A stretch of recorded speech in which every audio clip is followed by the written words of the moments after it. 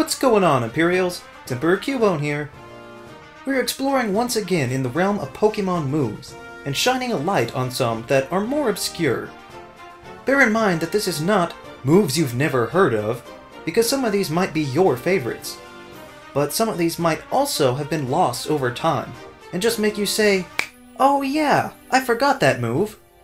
So, here are some more of the most forgotten moves in Pokemon. We'll start with a signature move. Which Pokemon get signature moves can sometimes seem almost random, but one from Generation 2 that they pulled out of the hat was Octillery, giving it the move Octazooka, which is an incredibly powerful weapon to just toss into a kid's game. But the gist is actually that the user sprays powerful ink at the foe, which explains why the only other Pokemon that can learn it to this day is the Horsey family. It also explains the 50% chance to lower accuracy, which would be fantastic if it weren't offset by a mediocre 65 power and terrible 85 accuracy, which means unless you're really all in on branding, you'd be better off using a more recognized water move. Another that I legitimately forgot about was Triple Kick.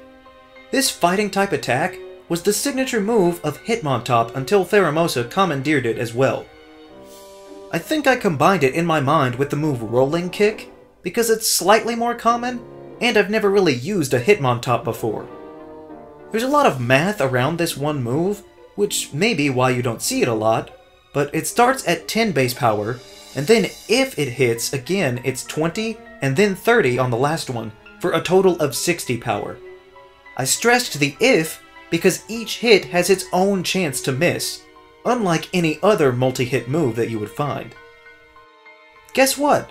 I found yet another Psychic-type move that swaps things, except this time, I truly think it's the most useless. In the move Ally Switch, the user trades positions with their ally. That's it. I don't know why this is even a move. I mean, you can do this manually, right? The only real value this would provide is in a triple battle, from one end to the other, but those aren't so much around anymore. The description states that the user achieves this by teleportation, which makes sense for the Psychic typing, but seems really strange when you start to look at some of the other Pokemon that can have access to it. I've pointed to the absurd number of obscure fairy moves before, but this one is a real piece of, I was gonna say work. Aromatic Mist raises special defense, but like the last move, it only works on an ally, which makes it extra useless. Given the name, it makes sense that it was introduced as the signature move of Aromatisse, and only once Alola came around did any other Pokemon gain access to it. But this move is so specific and situational that I can't see why anyone would use it, when each of these Pokemon have far more valuable utility moves in their arsenal should they absolutely need one. The normal type is the gift that keeps on giving, because every time I look through it, I find a new move that I've never heard of before. Tearful Look is another status move where the user makes such a pathetically sad face that the opponent lowers its attack and special attack. The primary Pokemon that showcase this move are Bonsly, who's notorious for crying, and the one that brought this move to my attention, Wishiwashi. In its base form, Wishiwashi is fairly weak and pitiful looking, and actually always looks like it's crying. So the move fits pretty perfectly.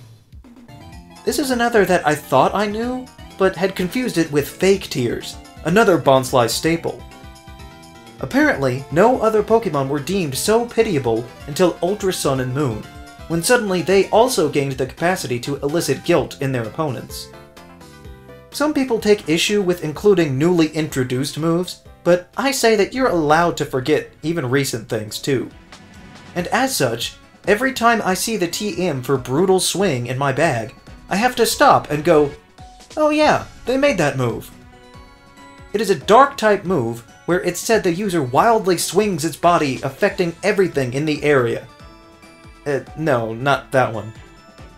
It has solid stats with a 60-100 spread and 20 power points, so I would consider using it if it weren't for hitting the entire field.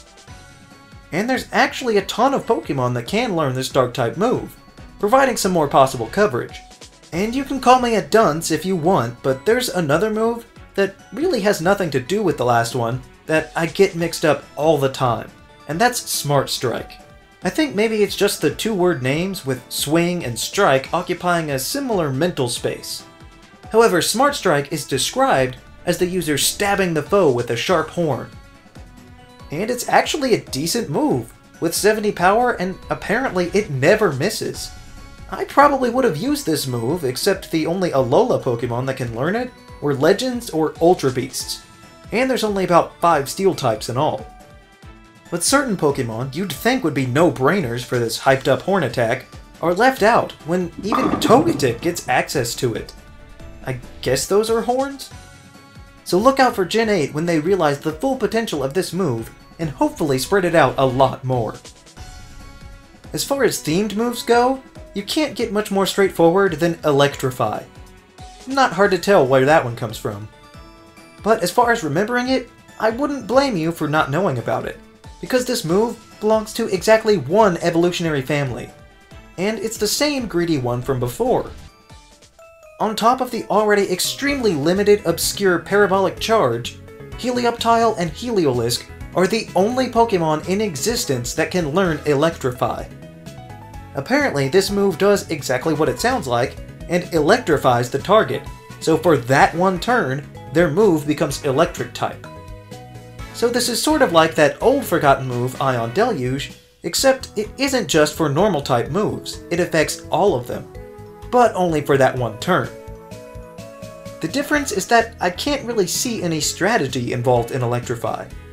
It's not that it couldn't be used for someone that's immune to electric in some way, but with it being relegated only to Heliolisk, who at best would just resist the hits, it seems like it should see a bit more fleshing out. And again, I will no doubt receive criticism on this point, but I have to put it on the list because I legitimately forgot that Trick or Treat and Forest Curse were moves in the game. Aw, but how could you forget Gourgeist? It's so cute! Since I find this Pokemon problematic, I've obviously not used one before, and when I do, I doubt I'll keep the incredibly narrow status move. Trick or Treat is a very fitting move for a Jack-o'-lantern Pokemon, and it basically adds the Ghost type to any target. Even if they're already dual type, Ghost will just be slapped on and factored into the calculations. The same is true of Forest Curse, but for the Grass type. What I definitely didn't remember was that Forest Curse was exclusive to Trevenant. Trick or Treat's exclusivity makes sense, and as a pair I can see what they were thinking as well, but Forest Curse should at least be accessed by other Grass Ghost types if nothing else. I guess of the two, Trick or Treat would be more useful in the current restricted setup for Gourgeist, but Forest Curse overall would give you the upper hand with the numerous drawbacks of the Grass type. Hey, I just noticed the sheer amount of exclusive status moves they added in Kalos. I'm not sure what got them on this kick, but hopefully they'll dial it back a bit in the newest games to come out, and at least have someone learn how to share. So, those are some more of the most forgotten moves in Pokemon. What moves have you forgotten about? Let me know down in the comments. Also be sure to leave a like, share this video, and subscribe so that you too can become an Imperial today. And we'll see you around next time!